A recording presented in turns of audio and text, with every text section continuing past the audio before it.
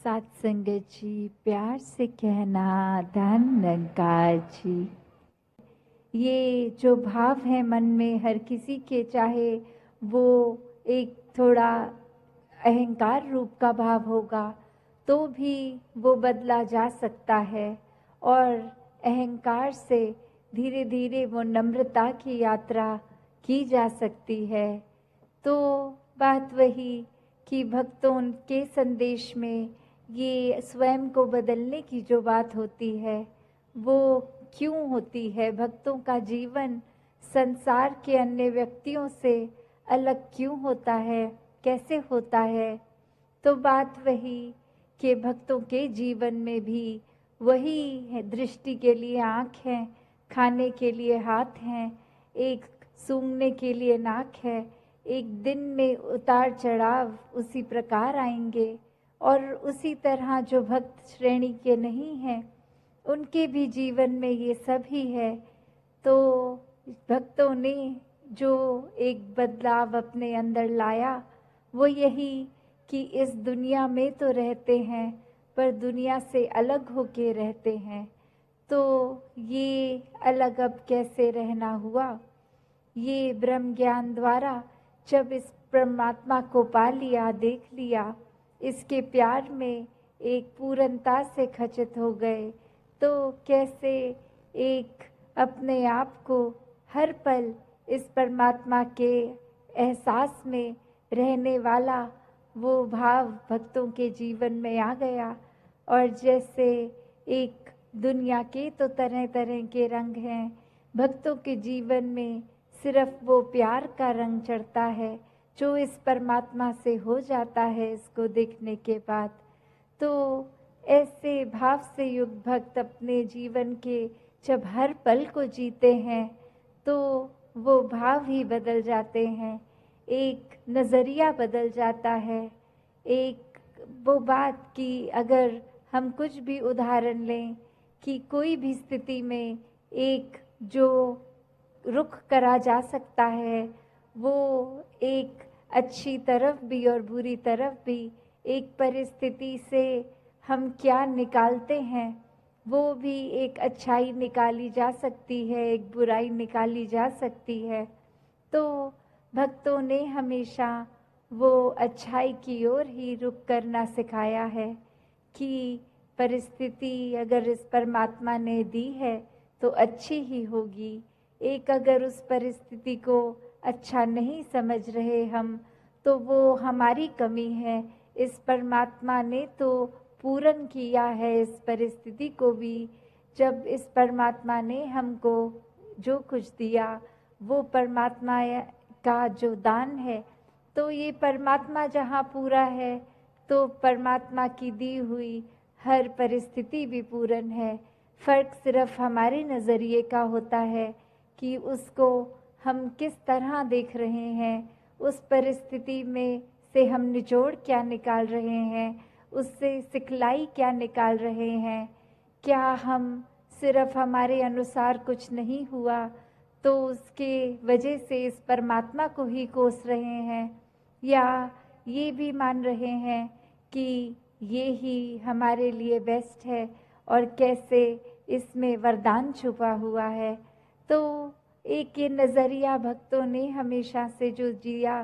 कि आध्यात्मिक पहलू अपना हर किसी ने जहाँ एक बहुत ही उस नज़रिए का बनाना है कि जीवन में ये शरीर मिला है, ये मटीरियलिस्टिक वस्तुएं मिली हैं, घर बार रिश्तेदारी बहुत कुछ मिला है, तो क्या इसी में पूरा समय रहकर इस परमात्मा के लिए समय नहीं निकालना, या फिर एक चुनाव अपना है कि इस परमात्मा के प्यार के रंग में ऐसे रंगे जाएं कि कोई दुनियावी रंग फिर छू नहीं सकता। ये पक्के का रंग, ये एक हर समय रहने वाला रंग, और इस रंग को जिसने भी अपने ऊपर लगाया वो हमेशा के लिए आनंदित हो गए। एक जीवन हर समय के लिए झूम झूम के जिया गया। और वो फिर बात कि भक्तों के जीवन में भी विपरीत परिस्थितियां आईं तो भी उन्होंने कभी इस परमात्मा से विश्वास नहीं तोड़ा। तो बात वही कि परमात्मा के प्यार में जो रंग जाते हैं वो खुद ब खुद बदल जाते हैं। एक सामाजिक रूप से चाहे रहन सहन वैसा ही रहेगा जैसे ये परमात्मा के प्यार से पहले का था, वो एक शक्ल आकार सब सेम रहेगा। सिर्फ और सिर्फ जो बदला जाएगा वो मन के भाव बदलते हैं। तो ऐसा ही बदलाव हर किसी के जीवन में मुबारक बदलाव होता है कि ये एक संसार में जितने भी अलग अलग प्रकार के चाहे इंसानों के साथ मुलाकात होनी और वो एक अलग अलग कल्चर बैकग्राउंड, दिखने में अलग, खान पान अलग, सब तरह से वो एक डाइवर्सिटी रूप, और कैसे वो होने के बावजूद भी सब परमात्मा के साथ जो एकत्व के बंधन में हैं, तो हर एक को एक दूसरे में परमात्मा ही नज़र आता है। और कैसे फिर एक ये एकत्व ही दिल पे हर समय का, और उससे फिर कोई किसी में फ़र्क नहीं दिखता, कोई ऊंच नीच जाति पाति प्रांति कुछ भी फ़र्क नहीं, सब अपने हैं, सब ही पूजनीय हैं। तो कैसे ये परमात्मा का वास तो पूरी सृष्टि के कण कण में है, और वहीं जो हर किसी में भी, और यही परमात्मा को देखना ब्रह्म ज्ञान है कि इस परमात्मा को जब हर समय के लिए ये दिखाई देगा कि हर जगह ही मौजूद है, तो फिर एक जहाँ अपनी भी चेतनता जाग उठेगी। एक जो सच्ची दात है, जो भक्तों ने युगों युगों से समझाई है कि दुनिया भी एक दौन दौलत तो आज है कल नहीं, इसने बदल जाना है, एक माया का रूप बदल जाना है, घर परिवार सोसाइटी सब बदल जाएगा, पर सिर्फ और सिर्फ एक चीज़ जो अपनी जगह में कायम दायम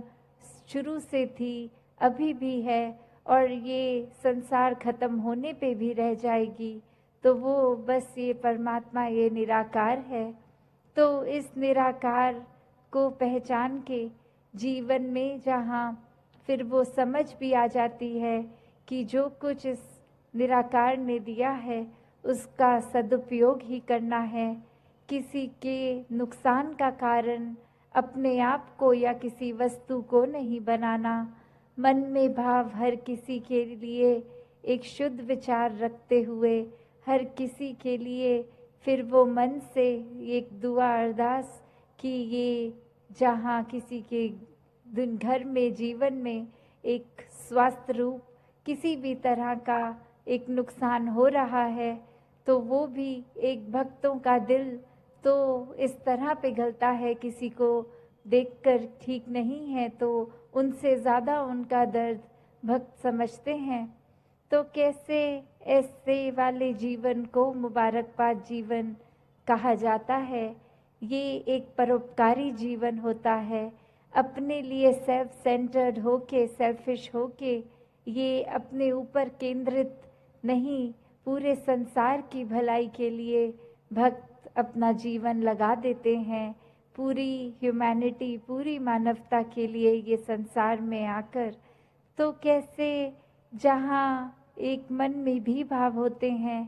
कि ये एक समान अगर नहीं भी कोई दिख रहा पर सब ही एक हैं, तो भाव वही कि भक्तों ने युगों से ये जो संदेश दिया है कि कैसे इस परमात्मा को जानकर फिर अपने जीवन में बदलाव आ सकता है, ये जीवन बहुत ही सहज जिया जा सकता है, ये मन एक स्थिर करके हर समय रखा जा सकता है। इस स्थिर के साथ नाता जोड़ लिया तो मन भी स्थिर। ये एक दुनियावी आंधियाँ आती भी हैं अगर, तो वो कुछ पीस ऑफ माइंड, ये चैन व सुकून दूर नहीं कर सकती। फिर तो हर किसी एक अवस्था में ही लगता है कि ये बहुत ही अच्छा समय निकल रहा है, अगर कुछ है भी तो ये परमात्मा ने बहुत जल्दी काट देना है। तो कैसे एक जीवन में हर कोई इस रंग में ही रंगा रहे। तो हर किसी ने अपना जीवन एक सुखमय जीवन बनाना है, तो इस निराकार का ही सहारा लेना है। वो सहारा लेकर दुनियावी दुख होंगे भी तो भी जीवन बहुत ही सुखमय निकल जाएगा, आनंद में निकल जाएगा। सत्संगत जी, धन निरंकार जी।